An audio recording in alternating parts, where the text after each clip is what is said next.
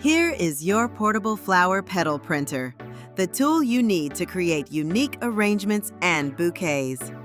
Inside each package, you'll find a user manual, the printing device, a sealed ink cartridge,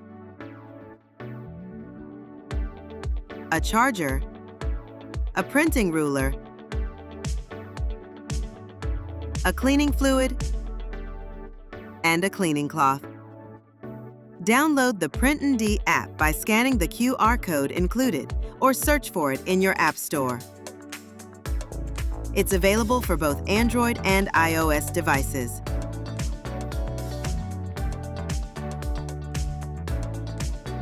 Unpack the ink cartridge. Hold both ends, pull it out diagonally, and press it firmly into place. Turn on your printer, then open the app on your smartphone or tablet.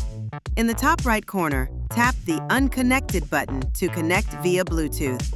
Next, in the app, select and upload the pattern, text, barcode, or QR code you'd like to print.